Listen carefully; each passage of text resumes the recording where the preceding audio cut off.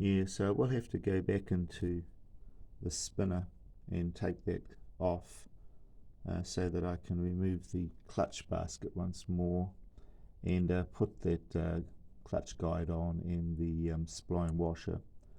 I'm not sure yet whether I'll actually replace the clutch plates. At this stage I'd like to get the engine running.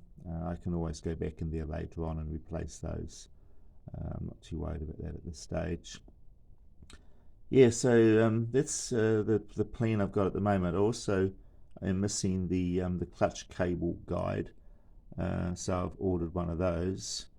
So that's on its way so that I can fit all that in place. The clutch cover for XR230 that I'm looking at purchasing actually comes complete with the actuator, so that's going to make things a little bit easier for me. I think that's going to be the best way to go. This actuator lever is a little bit damaged, so it's not really much point in working with this too much. This clutch cover for what I believe is the XR230 is very similar also to the XR200, and I believe it's actually interchangeable. So this motor has a little bit of there are parts which can be moved around, can be swapped, but not necessarily without some problems, but you may be able to fashion or modify some parts to move between these engines. So far I'm finding that the XR230 engine pretty much is the same as this engine here, apart from over here on this clutch side. All of the other components appear to be identical. I will fit a new carburetor. I do have the carburetor for it, but I think I'll actually shout the engine a nice new carburetor. There's my camshaft tensioner all fitted. Quite happy with how that all worked out. I've done the usual, I've got the new spark plug in there, new cap and lead, and of course I've got the new head gasket and all the other gaskets all in place. So yeah, it's turned out to be a little bit more of a job than I first expected, but this time of the year I don't have much else to do in my project time, so this is still a nice little project for me to work with, and I'm quite happy doing all of this.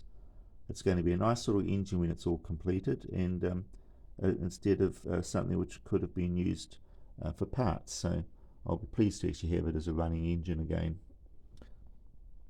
So I'll keep you updated with the progress that I make on designing and fashioning a small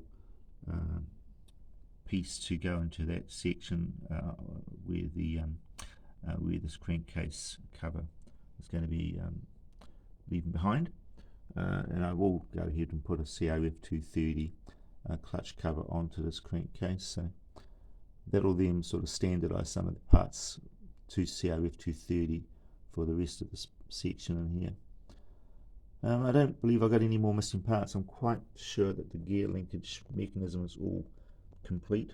Haven't seen anything there that's missing from what I can see on pictures.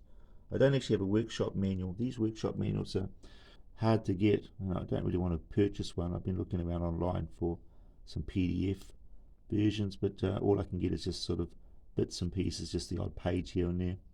So I'm just sort of using part diagrams at the moment of Google Images, which are giving me a pretty good indication of where everything goes and what could be missing. So once I've got that in place, it'll just be a matter of purchasing a new battery, completing my wiring from the stator.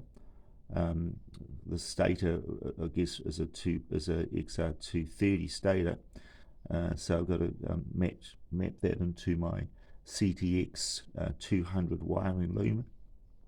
I have got a new CDI unit. That should all be fine. So yeah, that's basically where I'm at the moment on the engine swap into this Ctx230 frame. Learning lots as I'm going along. The frame is built in Brazil. I also found out that the XR230 frame appears to be built in Brazil as well. This XR230 seems to be more of a Japanese model that may not have gone to some parts of the world. Down in New Zealand here, we tend to get some of the odd Japanese models. They tend to end up down here. The same type of models which end up sort of up in Europe and maybe into parts of Asia. For example, my 250 degree is not a very common model down here, but it is actually an ex-Japan bike, imported new. So yeah, it'll be interesting if I was able to find out the history of this engine to really know what it really came out of. But I'm unlikely to ever find that out, because the owner that I bought this from, it was basically a pile of parts. He didn't really have much of an idea of what it was all about as well. So it's probably got a couple of owners before this. But anyway, somebody may see my YouTube videos on this engine and contact me if they do have an idea of the history of this particular engine, because it would have come out of some motorbike, which I imagine it was an XR230. Probably was still a farm bike here in New Zealand. That's what most of them tend to be used for. Okay then, well, thank you for viewing this, and I'll catch you later on in the next video.